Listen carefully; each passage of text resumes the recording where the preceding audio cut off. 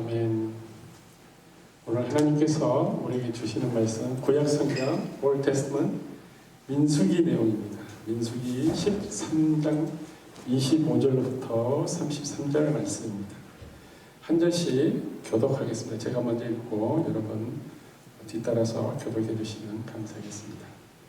40일 동안 땅을 정탐하기를 마치고 돌아와 파란 광야 가데스에 이르러 모세와 아론과 이스라엘 자손의 온 회중에게 나와 그들에게 보고하고 그 땅의 과일을 보이고 모세에게 말하여 이르되 당신이 우리를 보낸 땅에 간즉 과연 그 땅에 젖과 꿀이 흐르는데 이것은 그 땅의 과일이니이다. 그러나 저주는 가하고 성읍은 견고하고 심이 클 뿐 아니라 거기서 아낙 자손을 보았으며 아말렉인은 남방에 거주하고 헤딘과 여부스인과 아모리인은 산지에 거주하고 가나안인은 해변과 요단가에 거주하더이다.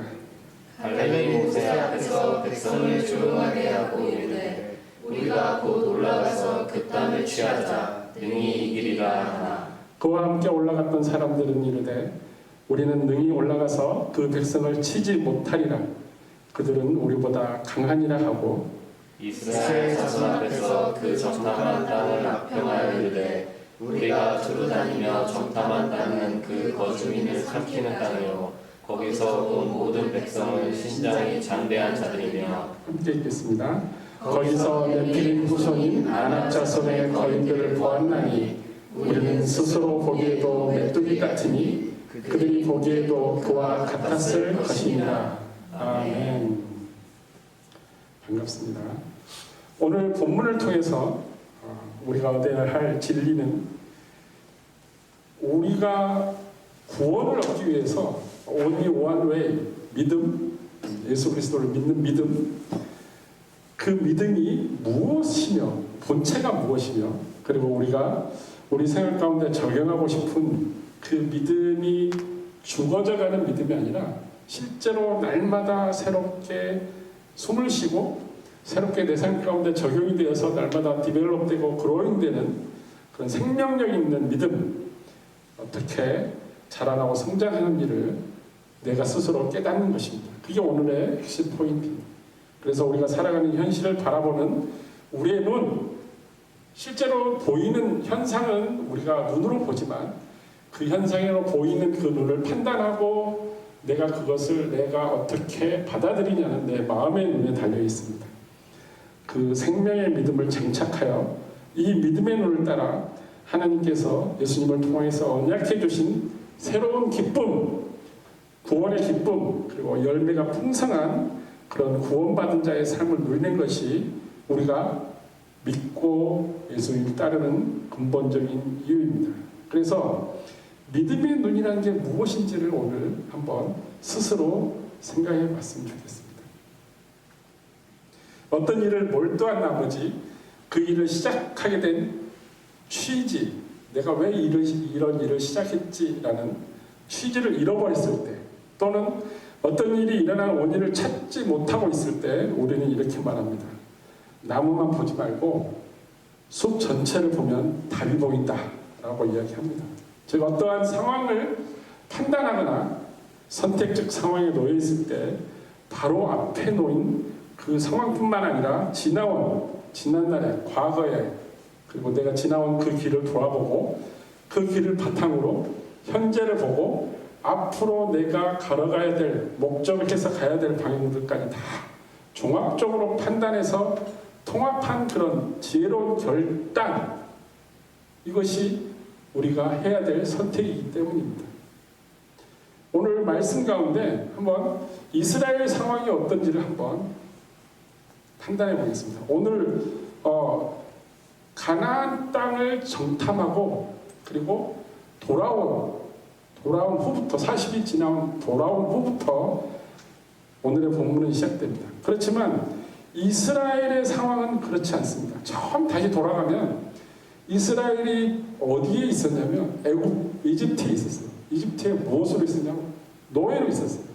노예로 얼마나 있었느냐? 400년 마지막 애굽에서 탈출하기 전에 태어난 사람들은 뭐 1년 아니면 6개월만 노예로 생활할 수 있겠지만 100년 전, 200년 전에 태어난 사람은 그 사람의 온통 인생이 노예였어요. 내 아버지도 노예였고 내 아들도 노예고 내 자손도 노예로 살 거라는 것을 그런 어둠과 막막한 가운데 살아야만 했던 민족이 바로 이스라엘 민족이었어요. 그 이스라엘 민족을 하나님께서 탈출시켜줬다는 그 구속된 건 자기 마음대로 나갈 수 없죠. 노예니까. 그 노예 생활에서 자유를 얻어 해방된 것, 그 해방의 주체가 누구냐? 하나님이시라는 거예요. 근데 하나님이 어떻게 그들을 해방해 주셨느냐? 그들을 해방시켜서 그들이 노예 생활하는데 그 노예 생활에서 해방시키기 위해서 누구를 부르셨냐? 모세라는 사람을 부르셔서 모세에게 네가 너의 민족 애굽 땅에 가서 그들을 데리고 와서 이 광야에서 나를 예배케 해라. 그리고 뭐라고 약속해 주시냐면 내가 그들을 적과 꿀이 흐르는 가나안 땅, 그 약속의 땅으로 내가 데려가 주겠다라고 이미 모세가 애굽 땅을 들어가기 전부터 모세를 부를 때부터 모세에게 말합니다. 그게 모세가 애굽으로 가게 된 동기입니다. 왜냐하면 자기 민족을 구원하고 싶어서 자기 민족의 힘이 끌려서 애굽의 병사도 죽이고 도망자 생활하고 40년을 광야 생활했잖아요. 그리고 다시 애굽으로 갑니다. 자기 민족을 위해서 하나님의 부름을 받았어요. 그리고 애굽 탈출해서 홍해를 건너고 광야 생활이 시작됩니다. 광야 생활이 시작되는데 불평불만이 많죠. 왜냐하면 집이 없죠. 일단 애굽에서 생활할 때는 하늘을 가릴 수 있는 밤 이슬을 가릴 수 있는 집이 있는데 이제는 광야 생활을 시작해야 됩니다. 광야 생활을 시작했는데 이 광야 생활을 시작한 이스라엘 백성들의 목적지가 분명합니다. 그 목적지는 어디죠? 가나안 땅이에요. 하나님께서 모세를 불러서 모세를 애굽 땅에 보내기 전부터 하나님께서 계획하고 약속해 주신 땅, 약속의 땅, 그래서 적과 흐르는 땅, 그래서 가나안 땅이라고 이야기합니다. 그곳을 향해서 가는 이스라엘 상황이라는 걸 잊지 말아 주십시오. 어떤 약속이냐? 내가 너희를 내 백성, 내가 아브라함 불러서 내 백성으로 삼고 내 자녀로 삼겠다 했던 그 약속, 너의 조상 아브라함으로부터 이어져 내려온 그 약속을 내가 이행하겠다라는 거예요. 아브라함을 창세기 12장에서 아브라함을 부르실 때 아브라함에게는 자식이 없었어요. 그렇지만 아브라함에게 뭘 약속했죠? 너로 인해서 너의 자손으로 인해서 밤하늘의 별처럼 수많은 자손들이 있고 해변의 모래처럼 수많은 자손들로 인해서 너희가 번창할 것이다. 그리고 네가 복이 돼서 블레싱이 돼서 너를 통해서 모든 세계 모든 민족들이 복의 근본이 될 거다. 복을 받는 복의 근본이 될 거라고 아브라함에게 약속한 것을 이제 이행하겠다고 하나님께서 약속하십니다. 아브라함하고 아브라함의 와이프 세라가 있었는데 지금 애굽을 탈출하는 이스라엘 백성이 몇 명이었죠? 남자 수만 60만이었어요.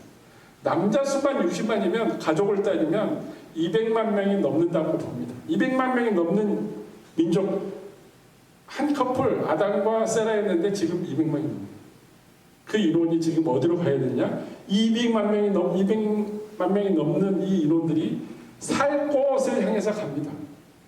가나안 땅으로. 근데 그 가나안 땅이 어떤 땅이라고요? 젖과 꿀이 흐르는 땅. 너무나도 많은 것들을 풍성하게 하나님께서 준비시켜준 그 땅으로 간다는 것입니다.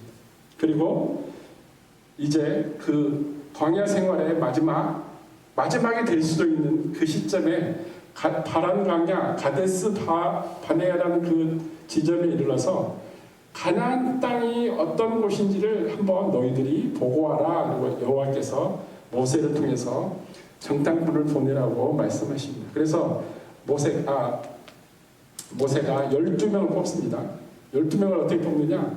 12지파가 있죠. 12지파에 한 사람씩 지도자들을 선택해서 이 12명을 보냅니다. 그게 민수기 13장 1절부터 3절까지의 내용인데 한번 제가 읽어드리겠습니다. 여호와께서 모세에게 말씀하여 이르시되 사람을 보내어 내가 이스라엘 자손에게 주는 가나안 땅을 정탐하게 하되. 가나안 땅이 어떤 땅이라 그랬죠? 이스라엘 백성에게 주는, 아예 준다고 줄 수도 있어.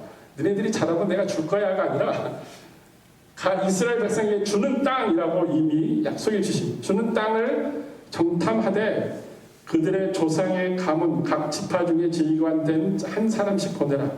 모세가 여호와의 명령을 따라 바란 광야에서 그들을 보냈으니 그들은 다 이스라엘 자손의 수령된 사람이라. 12명을 보내, 각자 한 사람씩. 지도를 볼까요? 그 뒤에 이 가데스 바네아라는 곳, 바란 광야에 있는 곳인데, 여기서부터 저 위에 북쪽에 르홉까지. 이 르홉이 어디냐면 예수님이 활동하셨던 그 갈릴리 바다보다 훨씬 위쪽이에요. 그 지금으로 말하면 지금 레바논 땅이에요. 그 르홉 지방까지 가고 그리고 가데스 바네아로 돌아오는 그 일정, 40일 동안의 일정을 정탐꾼 12명의 정탐꾼이 떠납니다. 근데 그 정탐꾼들이 가서 둘러봐야 될 곳들이 이제 방금 제가 말씀드린 민수기 13장 4절부터 뒤에 쭉 이어져 나옵니다. 내용들이 뭐냐면 동과 서와 북과 남 모든 지역, 산지도 가고 평야도 가고 해변도 가고 모든 곳을 둘러보고 그곳에 어떤 사람이 살고 있고 그곳에서 어떤 작물이 소확되고 또 어떤 곳에는 어떤 일들이 벌어지고 있는지를 다 보고 리포트하라고 모세가 12명의 정탐꾼을 보냅니다. 그곳에는 뒤에 나오지만은 뭐라고 나와 있냐면 남방 지역, 그러니까 가데스 바네아 근처에 있는 그 남방 지역에는 아말렉 족속들이 살고, 그리고 중간 그리고 북쪽의 산간 지역에는 헷 부족, 여부스 부족, 아모리 족속이 살고, 그리고 가나안 족속이라고 있는데 가나안 족속은 왼쪽에 지중해 해변가와 그리고 오른쪽에 요단강이죠. 요단강가에 살고 있었다고 고백합니다. 이제 이 아말렉, 헷, 여부스 그리고 아모리, 가나안 족속, 이 족속들이 이스라엘 백성하고 매우 중요한 관계를 맺고 삽니다. 왜냐하면 서로 적대 관계이기 때문에. 그래서 오늘은 한번 이 족속들을 이 5개 족속들을 한번 심층 분석을 했으면 좋겠어요. 아말렉 족속이 어떤 족속이냐? 남방에 거주한다고 했죠. 네게부 사막이라고 있어요. 가데스 바네아 바란 광야의 그 지칭한 곳을 네게부 사막이라고 하는데 남방에 거주하는데, 이 아말렉은 누구냐? 에서 있죠. 에서가 누구죠? 야곱의 형이죠. 팥죽 한 그릇에 자기 장작권을 팔아먹은 야곱의 이삭의 아들, 쌍둥이 아들이 있는데 야곱과 에서가 있는데 에서가 형이죠. 에서의 후손이에요. 그래서 에서가 사냥을 좋아하고 피부가 붉다 그래서 붉은 민족이에요. 에돔 민족이에요. 에돔이라는 게 붉은 피부를 가졌다 해서 에돔인데 에돔 족속의 후손이에요. 아말렉 족속이. 그리고 이 이스라엘 백성이 애굽을 탈출해서 홍해를 건너자마자 이스라엘 백성을 공격한 민족도 아말렉 족속이에요. 왜냐하면 이 아말렉 족속이 남방에 살기 때문에 홍해를 건너자마자 자기 구역이 침범했으니까 공격하기 시작하는 거예요. 그리고 지속적으로 이스라엘을 괴롭힙니다. 그래서 하나님께서 이 아말렉 족속을 저주하고 멸절할 것이라고 말하고, 나중에 사울왕, 이스라엘 초대왕이죠. 사울왕이 이 아말렉 족속을 멸절시킵니다. 완전히 단절시킵니다. 그리고 두 번째 헷 족속이죠. 헷 족속은 그 헤브론 지역이죠. 아브라함이 가나안 땅에 와서 처음 정착한 곳 헤브론, 그 헤브론 마물의 상수리 나무 있는 그 헤브론 지역의 산지에서 사는 족속, 헷 족속이에요. 이 헷 족속이 누구냐면 어디서부터 왔냐면 노아의 아들이 3명 있죠. 그 3명 중에 함이라고 있어요. 함의 아들이 누구냐면 시돈, 창세기 10장에 나오는 시돈, 헷, 노아의 아들, 그러니까 노아의 아들이 3명이 있는데 그 중에 막내가 함인데 함의 아들들이 누구냐면 구스, 미스라임, 붓, 가나안 이렇게 4명을 낳았어요. 근데 이 4명 중에 막내가 가나안인데 이름이 가나안인데 가나안의 아들들이 굉장히 많습니다. 가나안의 아들들 중에 이름이 뭐냐면 시돈, 헷, 여부스, 아모리, 히위 이 중요한 아들들 이름이에요. 그래서 결론은 이 헷 족속이 어디서부터 왔냐면 노아의 아들 함, 함의 아들 가나안, 가나안의 아들들 중에 헷. 그래서 노아의 자손이에요. 결론은 노아의 자손입니다. 그래서 이 헤브론 인근에 사는데 아브라함이 그곳에 정착하면서 자기 아내 세라가 죽으니까 그 장지를 마련하기 위해서 막벨라 굴을 헤브론에서 구입하죠. 누구로부터? 이 헷 족속의 유력자인 에브론으로부터 막벨라 굴을 구입하게 됩니다. 그 사건이 일어난 족속이 뭐냐? 헷 족속입니다. 이 헷 족속도 결론은 지속적으로 누구를 괴롭힌다고? 이스라엘을 괴롭힙니다. 그래서 하나님께서 이 족속들을 또 저주하죠. 그래서 이 헷 족속이 우리나라 말로 헷 족속이지만 영어로 말하면 히타이트예요. 히타이트. 우리가 잘 알고 있는 히타이트 족속인데 히타이트는 나중에 굉장히 큰 민족으로 번성하지만 BC 1177년에 멸족합니다. 이 민족들도. 그리고 세 번째 여부수족. 여부수족은 우리가 알고 있는 예루살렘 인근의 산지에서 삽니다. 이 또한 여부수 아까 말한 헷의 형제예요. 헷의 형제. 그래서 마찬가지로 노아의 후손이죠. 함의 후손입니다. 홍해를 건너자마자 이스라엘을 공격하면서 도와준 아모리 족속을 누구죠? 아말렉 족속을 도와준 여부스 족속이에요.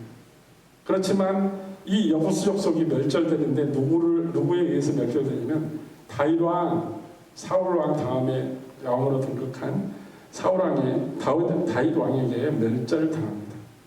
그리고 아모리 족속은 예루살렘 북쪽, 그러니까 지금으로 말하면 사마리아 지역에서 산지에 살던 사람들입니다. 그런데 이 아모리 족속은 점점 번창해서 레바논 그리고 시리아 저기 지금 이라크가 살고 있는 그 메소포타미아 지역까지 번창합니다. 그렇지만 여호수아가 가나안을 정복하면서 요단을 건너가기 전에 요단 동쪽에서 이미 이 여부스 족속을 아모리 족속을 정복하고 요단을 건너서도 아모리 족속을 물리칩니다. 그리고 마지막 가나안 족속인데 가나안 족속이 어떤 족속이냐면 우리 성경에 나온 소돔과 고모라 있죠. 멸망시킨 소돔과 고모라에 살고 있는 사람들이 전부 가나안 족속이에요. 그 가나안 족속이 여호수아가 정복하는 그 가나안의 첫 번째 타겟이 되는 그 어디죠? 요단강에서 건넌 그 성을 함락하는 그곳이 바로 가나안 지역입니다. 가나안 땅에 사는 모든 부족을 통틀어서 가나안 족속이라고 말하지만 실제로 그 안에 가나안 족속도 있고 아모리 족속, 히위 족속, 헷 족속, 아말렉 족속 다 있죠. 그렇지만 그곳의 모든 민족들을 가나안 족속이라고 말하기도 합니다. 그래서 지금 예수님 시대로 넘어오면은 그 사마리아 지역에 살고 있는 그 수로보니게인이라고 말하는 사람들이 전부 다 가나안 족속의 후손이기도 합니다. 이 사람들이 다 이렇게 살고 있는데 이스라엘 백성들이 광야 생활 마지막이 되는 그 부분에 와서 실제로 나중에 이제 40년 동안 광야 생활을 하지만 실제로는 정복하기 위해서 준비되고 바란광야 가데스바네에서 모여 집결해가지고 가나안을 정탐하고 그 정탐하는 곳에서 성공적으로 하나님의 기쁨이 되었다면 가나안 땅으로 들어갔어요. 그렇지만 들어가지 못하고 다시 40년 동안 광야를 방황하게 되죠. 근데 40일 동안 정탐하게 된 그 12명의 정탐꾼들이 돌아옵니다. 오늘 본문 25절에 40일 동안 땅을 정탐하기로 마치고 돌아와서 어디로 왔죠? 가데스 바네아로 다시 온 거죠. 와서 자기들을 보낸 모세와 아론과 이스라엘 자손 모든 회중 앞에 와서 보고합니다. 그런데 모세가 말한 것처럼 그곳에 있는 모든 곡물과 과일의 샘플을 가져오라 그랬으니까 다 가져와서 놓아두면서 이거 보십시오. 이렇게 풍성합니다. 라고 말하는 것은 무슨 뜻이냐? 27절에 나온 것처럼 이렇습니다. 모세에게 보고합니다. 당신이 우리를 보낸 땅에 간즉 과연 하나님이 약속한 대로 그 땅에는 젖과 꿀이 흐르는 풍성한 열매들이 많은 땅도 기름진 그런 곳이었습니다. 라고 과일을 보여주면서 증명을 합니다. 하나님 말이 맞았다는 거예요. 그렇지만 그 땅 거주민은 강하고 성읍은 견고하고 심이 클 뿐만 아니라 거기서 안악자손을 보았습니다. 자기가 보기에는 12명의 정탐꾼 중에 한 무리가 보기에는 그 가나안 땅에 사는 사람들은 안악자손이 어떤 의미냐면 덩치가 크고 거인처럼 굉장히 기골이 장대한 사람을 일컫는 민족을 안악자손이라고 이야기하는데 그 안악자손들도 살고 있고 성도 만들어서 성을 수비하고 있고 경계하고 있고 자기 나름대로 견고하게 살아가고 있다고 이야기합니다. 그래서 29절 30절 보면은 아까 처음 우리가 말한 것처럼 아말렉은 남방에 거주하고 헷, 여부스 아모리는 산주에 거주하고 가나안은 헤번임과 요단강가에 거주한다고 이야기를 하면서 우리가 그곳에 못 들어간다. 우리는 너무 약하다라고 그런 취지로 이야기합니다. 그런데 30절에 보니까 그 12명의 정탐관 중에 여호수아하고 갈렙. 여호수아는 에브라임 족속의 대표, 갈렙은 유대 족속의 대표입니다. 유대 지파의 대표. 갈렙이 모세 앞에서 백성들에게 이야기합니다. 우리가 곧 올라가서 그 땅을 취하자. 능히 우리는 이길 것이다. 라고 갈렙의 소견을 이야기합니다. 정탐한 것에 대한 보고를 이야기합니다. 이 여호수아가 갈렙이 이렇게 말하는데 다른 10명의 정탐꾼들은 우리는 못 갑니다. 그곳에는 안악자손, 덩치 큰 자손들도 있고 그리고 그곳에는 정말 성을 만들어놔서 우리가 그 성을 무너뜨릴 수 없다고 이야기를 하면서 못 갑니다. 라고 이야기하는데 갈렙과 여호수아는 우리는 가서 갈 수 있습니다. 그들 이길 수 있습니다. 라는 믿음이 있었다는 거예요. 과연 그 믿음의 근거는 무엇입니까? 여호수아가 갈렙이 그렇게 말할 수 있는 근거는 여호와 하나님을 바라봤기 때문에 하나님께서 이미 아까 13장 1절에 나온 것처럼 이스라엘 자손에게 주는 가나안 땅을 정탐하라고 했기 때문에 여호와 하나님께서 우리 민족에게 준 땅이라고 그들은 믿었다는 거예요. 젖과 꿀이 흐르는 그런 땅을 하나님께서 주셨다는 것을 믿었다는 거예요. 그래서 아까 출애굽기 3장 17절에 나온 것처럼 하나님께서 모세에게 약속한 내용입니다. 여호와 하나님께서 모세에게 말씀하여 이르시기를 내가 말하였거니와 이미 그 전에도 이야기했다는 거예요. 하나님께서 내가 너희를 애굽의 고난 중에서 인도하여 내어 젖과 꿀이 흐르는 땅 그것이 어디냐? 곧 가나안 족속, 헷 족속, 아모리 족속, 브리스 족속, 히위 족속, 여부스 족속이 살아가고 있는 그 땅이지만 그 땅을 너에게 주겠다고 이미 모세가 애굽에 가기 전에부터 약속했다는 거예요. 그것을 이미 알고 있어요. 모세가 애굽에 가서 하나님의 샌딩을 받고 애굽에 가서 애굽에 있는 이스라엘 백성의 장로들을 만나서 이야기합니다. 내가 왜 왔는지, 누가 나를 보내서 왔는지, 그리고 이곳에서 내가 너희들을 이스라엘 백성을 구원해서 어디로 간다고요? 가나안 땅으로 간다고 이미 다 이야기했고 그곳에서 듣고 있던 모든 이스라엘 백성들이 다 알고 있어요. 그곳에 12명의 정탐꾼도 다 포함되어 있었어요. 근데 오늘 갈렙과 여호수아만 지금 이 말씀을 기억하고 있어요. 주시겠다고 하나님께서 약속했다는 것을 기억하고 있어요. 10가지 재앙을 애굽 땅에 뿌리면서 이스라엘 백성을 구원해낸 노예 생활에서 해방시킨 그 하나님을 믿고 있었다는 거예요.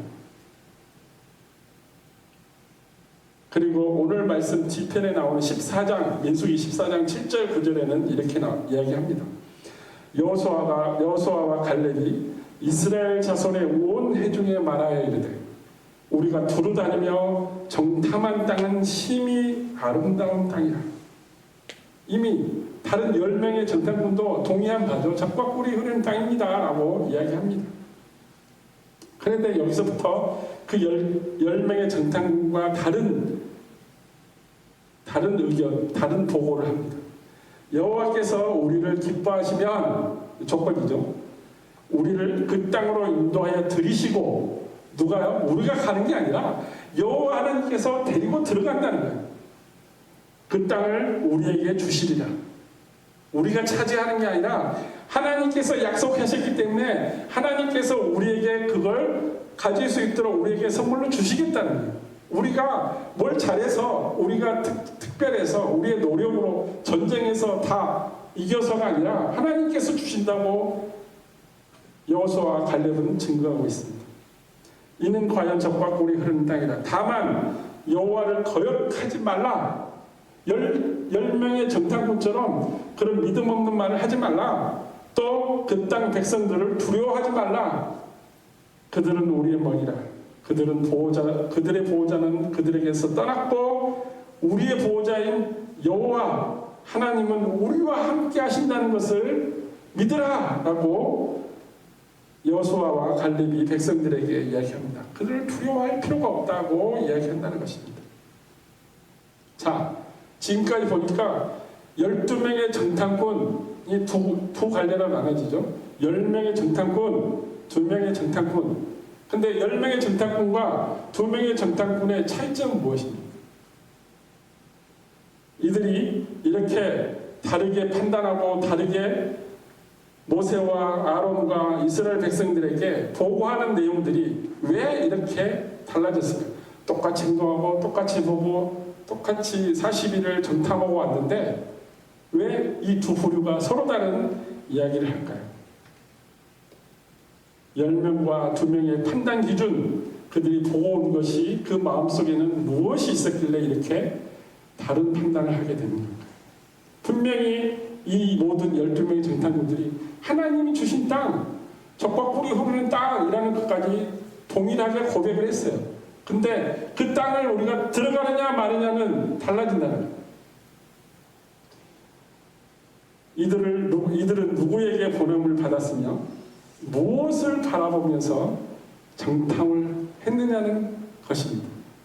12명이 같이 출발하고 같은 곳을 바라보고 같이 생활했는데 두 사람은 하나님이 주신 땅을 바라본 거고, 그리고 10명은 그 땅에서 자이언트처럼, 거인처럼 큰 사람, 성읍을 바라보고 하나님을 바라보지 못하고 그곳에 있는 현실만을 바라보는 거예요. 이것이 무슨 땅이고 이곳에 왜 내가 정탐꾼으로 왔는지를 모르는 거예요. 누가 나를 보냈는지 하나님이 보내신 거예요. 모세를 통해서. 그리고 이 땅이 어떤 땅인지 하나님이 우리에게 주시겠다고 한 땅이었음에도 불구하고 그들은 그 땅에서 거인들이 보여요. 내가 이 사람을 물리쳐야 되는구나 라는 생각을 하는 거예요. 처음에 제가 말씀드린 것처럼 10명은 나무에 집중하고, 그리고 2명의 정탐꾼은 나무도 보지만 숲까지 전부 통합적으로 보고 있다는 것입니다.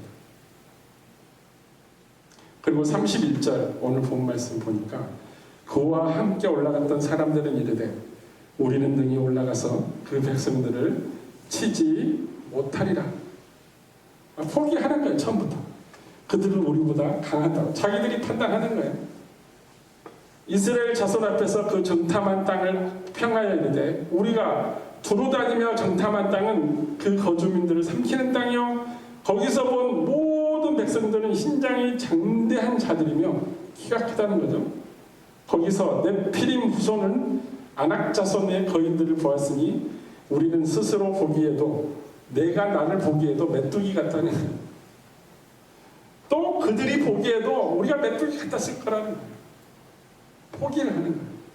여기서 네피림이 후손이 누구냐면 창세기에 나오는 내용인데, 노아의 홍수가 일어나기 전에 하나님의 아들들이라고 표현이 됩니다. 성경에. 그게 누구냐? 하나님의 타락한 천사들이 이 땅 가운데 내려와서 아름다운 사람의 딸을 보고 자기 아내로 삼아서 낳은 자식들을 사람들이 일컬어서 네피림이라고 합니다. 네피림이 뭐냐?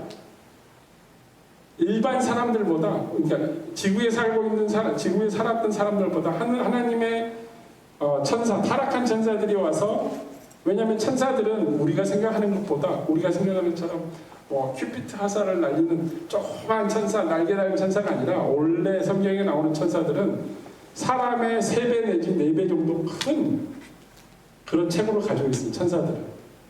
그래서 천사가 구약시대든 나타나게 되면 전부 모든 사람들이 놀래요. 왜냐하면 크기 때문에. 날개도 크고. 그 타락한 천사들의 후손으로 태어난 네피림, 그래서 그들은 등치가 일반 사람보다 크기 때문에 용사라고 부릅니다. 그 네피림의 후손들을 안악자손이라고 부릅니다. 그 안악자손들이 거기서 살기 때문에 이제 10명의 정탐꾼들은 절대 못 간다고 이야기합니다. 지금으로 말하자면 12명을 정탐으로 보냈어요. 근데 그 중에 대부분 80% 이상이 10명의 사람이 와서 못 갑니다. 그것은 우리 가면 우리 다 죽습니다. 차라리 우리 여기서 삽시다. 내지는 우리가 옛날에 애굽에서 살 때는 비록 노예 생활했지만 먹을 것은 끼니를 거르지 않았습니다. 그곳에서 집이 있었고 아침 이슬도 밤 이슬 찬 이슬도 안 맞았고 그곳에서 사는 게 오히려 좋을 수도 있습니다. 아말렉이나 다른 족속들이 우리를 공격하지도 않고, 왜냐하면 애굽이 강대하기 때문에, 애국이 우리를 보호해줬기 때문에 우리는 노예로 살지만 차라리 그곳이 편했습니다. 우리가 가나안 땅으로 들어가면 다 멸절할 것입니다. 우리는 다 죽게 될 것입니다. 라고 10명의 80%가 넘는 그런 정탐꾼이 그 보고를 합니다.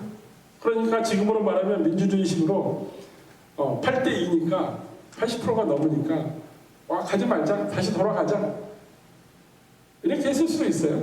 그렇지만 하나님께서 보내시고 하나님께서 그 땅을 주시겠다고 약속했기 때문에 그 땅을 바라보는 2명의 정탐꾼 여호수아와 갈렙이 있었고, 그들 마음 안에 있는 그 마음의 눈, 믿음의 눈, 하나님의 언약을 바라보고 하나님께서 주시겠다고 하는, 자기들을 애굽 땅에서 구해낸, 해방시킨 홍해의 물을 가르고 그곳을 건너가게 한 그 하나님이 보내시고 약속해 주셨다는 그 땅을 바라본다는 거예요. 그게 중요합니다. 믿음의 눈은 어떤 눈이냐? 내가 현재 보고 현재 내 눈앞에 벌어진 상황들을 보는 게 아니라 그 전에 하나님께서 나에게 어떤 존재였고, 지금 하나님은 나와 어떤 상황 가운데 살아가고 있고, 앞으로 나의 삶 가운데 내가 죽고 난 뒤에도 하나님은 어떤 존재이며 나에게, 이것을 종합적으로 판단해야 됩니다. 이스라엘 백성에게 자기들을 노예 생활에서 해방시켜준 여호와 하나님을 바라보고 앞으로 가나안 땅, 약속된 땅, 젖과 꿀이 흐르는 땅을 바라보며 나아가는 그 믿음의 눈, 우리가 죄 가운데 살면서 어둠 가운데 살았을지라도 예수 그리스도를 믿음으로 인해서 예수 그리스도의 보혈로 말미암아 내가 그 믿음으로 내 지난날의 죄를 용서해 주시고, 이제 예수 그리스도를 믿음으로 인해서 내가 거룩함을 덧입어서 의로운 자가 되어서 하나님의 자녀가 되고 백성이 되어서 장차 내가 예수 그리스도로 말미암아 하나님 나라에 들어간다는 그 사실, 이 모든 것을 다 종합적으로 바라봐야 된다는 것입니다. 내가 지금 하나님과 동행하고 있는지, 하나님께서 나의 기도를 들어주는지, 이것만 바라보는 게 아니라 나를 구원해 주시고 내가 앞으로 장차 가야 될 그곳, 모든 곳을 다 바라보면 나의 믿음의 눈이 넓어지고 깊어지고 분별력 있는 믿음의 눈이 된다는 것입니다. 결과적으로 젖과 꿀이 흐르는 땅, 가나안 땅, 약속의 땅, 에덴 동산과 같은 땅, 여호와 하나님께서 주시겠다고 약속하신 그 땅은 12명의 정탐꾼의 눈에 의해서 달라져 있습니다. 어떤 사람의 믿음의 눈은 10명처럼 보일 거고 어떤 사람의 믿음의 눈은 2명처럼 보일 것입니다. 나는 어떤 믿음의 눈을 가지고 있습니까? 그 믿음의 눈이 하나님께서 기뻐하는 눈을 가지고 있는지, 그렇지 않고 하나님께서 주시겠다고 약속하신 그 땅을 잊어버리고 기억하지 못하고 하나님께서 너희들을 드리시겠다고 약속하신 것들을 이그노하는, 거절하는 거예요. 무시하는 거예요. 하나님께서 약속해 주셨는데 이걸 무시하는 거예요. 열매의 정탐꾼들. 하나님께서 예수 그리스도를 통해서 우리를 구원해 주시겠다고 약속해 주시고 내가 구원받았다고 내 입술로 고백하고 믿음의 자녀로 크리스찬으로서 예수님을 따라가면서 살아가고 있는데, 예수님께서 나와 동행해 준다는 사실을 믿지 못하는 것, 이것은 내가 예수 그리스도로 말미암아 구원받았다는 사실을 스스로 입으로 고백했음에도 불구하고 무시하는 거예요. 거절하는 거예요. 만약 여러분이 갈렙과 여호수아 같은 믿음의 눈을 가지고 있지 않다면, 10명의 정탐꾼처럼 그런 믿음을 가지고 있다면 여러분은 예수 그리스도의 이름을 헛되이 믿는 것입니다. 하나님께서 주시겠다고 이미 약속하신 그 언약, 그 땅은 여러분의 현실 생활 가운데 어떻게 나타나고 있습니까? 민수기 14장 30절에 이런 결과를 나옵니다. 하나님께서 이야기합니다. 10명의 정탐꾼 때문에 모든 이스라엘 백성들이 이제는 우리가 어떻게 해야 됩니까? 다시 애굽으로 돌아갑니까? 우리가 광야에서 죽게 됩니까? 라고 막 울며 불며 돌을 들어서 모세와 아론과 갈렙과 여호수아를 돌로 쳐서 죽이려고 할 때 하나님의 불기둥이 그들 앞에 나타납니다. 그리고 하나님께서 말씀하십니다. 여분네의 아들 갈렙, 눈의 아들 여호수아 외에는, 여호수아와 갈렙 외에는 내가 맹세하여 너희에게 살게 하리라. 이게 무슨 말이죠? 이미 하나님께서 약속해 주신 그 젖과 꿀이는 가나안 땅, 그 땅에서 너희들이 살 것이다 라고 약속한, 하나님께서 아브라함과 모세를 통해서 맹세하고 약속해 주신 그 언약의 땅, 그 땅에 결단코 들어가지 못한다고 이야기합니다. 여호수아 갈렙 외에 25세 미만, 그 미만 있는 사람, 미만의 이스라엘 백성들은 가나안 땅에 들어가는데 그 이상 되는 사람들은 가나안 땅에 못 들어간다고 하나님께서 라인을 딱 그었어요. 이분 아론과 모세도 못 들어가요. 이 일로 말미암아 10명의 믿음의 눈으로 말미암아 이스라엘 백성들은 앞으로 또 40년을 광야에서 쓰러집니다. 왜냐하면 이 25살 이 밑에 있는 사람들이 어른이 되고 이 25살 이상 됐던 사람들이 광야에서 나이 들어 죽고 그 생활 가운데 다쳐서 병들어 다 죽습니다. 다 죽어요. 오직 여호수아와 갈렙만 가나안 땅에 들어갑니다. 무서운 현상이 벌어진 거죠. 어디가 갈림길이죠?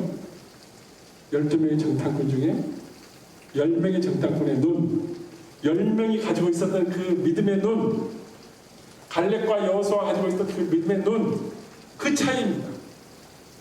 하나님의 언약을 믿는 그 눈, 하나님의 언약을 기억하지도 못하고 내 앞에 눈에 보이는, 바로 앞에 보이는 현상으로 인해서 두려워하고 겁먹고 아무것도 하지 못하는 그 믿음의 행동을 못하는 그 10명의 정탐꾼으로 말미암아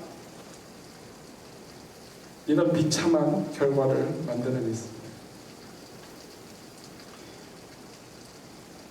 여러분이 각자 받으신 그 구원, 내 구원을 받았다고 그러죠. 그 구원을 받으면서 말한 그 믿음, 그 믿음의 근거는 무엇입니까? 예수님의 언약의 말씀에 순종하며 바라보는 믿음의 눈입니까? 아니면 우리가 살아가고 있는 현실을 바라보는 정말 현실적인 그 눈을 가지고 있습니까? 어느 쪽이 여러분이 앞으로 그 살아갈 날, 앞으로의 미래 가운데 그 소망 가운데 담겨져 있는 눈입니까? 여러분이 이루고자 하는 그 믿음의 눈은 어느 쪽입니까? 여러분이 믿고 싶은 그 믿음의 눈으로 내 생활 가운데 내 현실로 나타나야 될 그 믿음은 어느 쪽에서 나타날 가능성이 훨씬 많을까요? 결론은 한쪽은 생명이 없는 믿음이고 그 다른 한쪽은 하나님께서 주시는 그 생명이 있는 믿음입니다. 우리가 살아가는 오늘날 현실은 참으로 버겁습니다. 마치 이스라엘 백성들이 광야에서 살아가는 것과도 같습니다.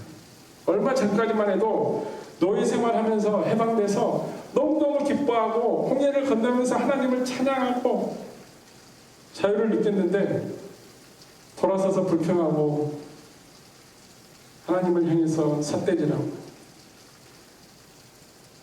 자기들이 가지고 있는 자기들이 가장 귀하다고 생각하는 귀걸이, 목걸이, 금보치를 다 모아가지고 녹여서 우상을 만들고 하나님이 아닌 다른 신을 섬기고 그리고 이제 마지막에 하나님이 주겠다고 약속한 그곳에서 안 들어간다. 죄에서 구원받고 이제 내가 예수 그리스도로 말미암아 구원받아서 너무나 하나님의 자녀로 살아가는 크리스찬으로 살아가는 그 기쁨을 조금 전에 누렸는데 돌아서서 월요일부터 토요일까지는 내 현실 생활에서 하나님이 어디 계시고 예수님께서 나와 동행하는지 모르면서 살아가고 그 믿음을 가질 때가 있습니다. 지금 우리 앞에 놓여진 광야 같은 굴곡 많은 현실이 우리 앞에 우리를 향해서 선택하라고 합니다. 어떤 믿음의 눈을 가지고 살아갈 것인지 선택하라고 합니다. 여러분은 어느 길을 향해서 나아가겠습니까? 예수님께서 우리에게 약속해 주신 말씀이 있습니다. 우리가 믿음의 눈으로 바라볼 수 있도록 예수님께서 우리에게 말씀한 내용이 있습니다. 요한복음 15장 5절부터 8절까지 내용입니다. 제가 찾아서 읽어드리겠습니다. 나는 포도나무요 너희는 가지라. 그가 내 안에 내가 그 안에 거하면 사람이 열매를 많이 맺나니 나를 떠나서는 너희가 아무것도 할 수 없습니다. 반대로 말하면 예수님 안에 있으면 풍성한 열매를 맺을 수 있다는 거예요. 그걸 내가 믿음의 눈으로 바라보느냐 믿음의 눈으로 바라보지 않느냐에 따라서 나의 열매가 결정되는 거예요. 사람이 내 안에 거하지 아니하면, 그죠?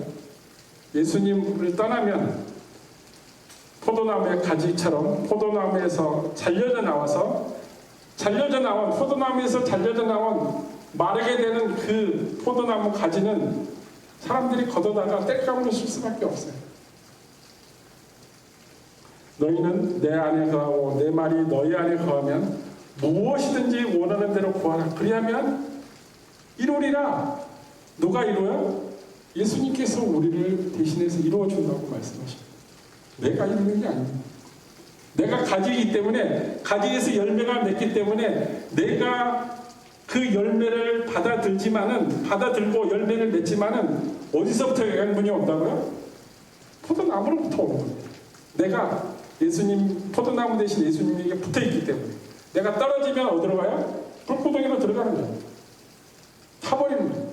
예수님 안에 붙어있으면 예수님 안에 거하면 예수님으로부터 오는 그 영양분 때문에 내가 열매를 맺을 수 있는 거예요.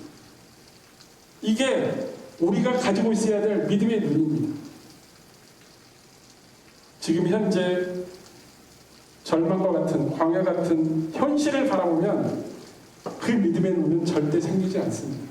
과거, 현재, 미래 어떤 약속을 해주셨고 어떤 믿음의 말씀으로 내가 가야 될 곳, 앞으로 내가 어디로 향하는지 그 목적지를 하나님께서 예수 그리스도를 왜 보내주시고 예수 그리스도께서 또 하늘로 올라가시면서 성령님을 우리에게 왜 보내주셨는지를 기억하라는 것입니다.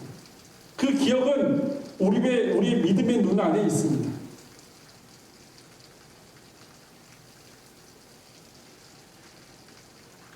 내가 무엇을 하든지 그대로 이루리라. 너희가 열매를 많이 맺으면 내 아버지께서 영광을 받으실 것이요 너희는 내 제자가 되리라. 우리가 열매를 많이 맺으면 우리가 좋은 게 아니라 아버지 하나님께서 기뻐하신다는 거예요. 아까 갈렙이 고백한 내용 중에 하나님께서 기뻐하시면 여호와는 기뻐하시면 우리를 그곳으로 들이시리라 라고 했습니다. 조건이에요. 하나님께서 기뻐하시면 하나님께서 영광 받으시면 우리가 열매를 맺으면 하나님께서 영광 받으시고 기뻐하신다는 거예요. 우리가 믿음의 눈을 가지고 그것을 바라보면 하나님께서 주시겠다고 약속하신 예수 그리스도의 말씀을 통해서 진리로 우리 삶 가운데 펼쳐지면 비로소 우리는 하나님의 자녀가 되고 예수님의 제자가 된다는 사실을 예수님께서 이미 약속해 주셨습니다. 그 약속을 바로 바라보는 것, 기억하고 바라보는 것, 내 삶 가운데 적용하는 것, 이것이 우리가 오늘 말씀을 통해서 받아야 될 믿음의 눈입니다. 그 믿음의 눈은 우리를 하나님 나라까지 안전하게 인도할 것입니다. 오늘 이곳에 모인 여러분과 여러분의 가족과 그리고 여러분이 기도하는 중보해주는 모든 사람들의 눈이 현실만 바라보는 게 아니라 하나님의 약속과 그리고 현재 나와 동행해 주시는 그 눈과 그리고 장차 올 미래들을 바라보는 그 믿음의 눈을 그들도 함께 누리고 오직 예수님께서 우리에게 약속해 주신 그 진리의 말씀, 그 언약의 말씀을 바라볼 수 있는 하나님의 은혜가 있기를 예수 그리스도의 거룩한 이름으로 축복합니다. 다 같이 고개 숙여 기도하겠습니다.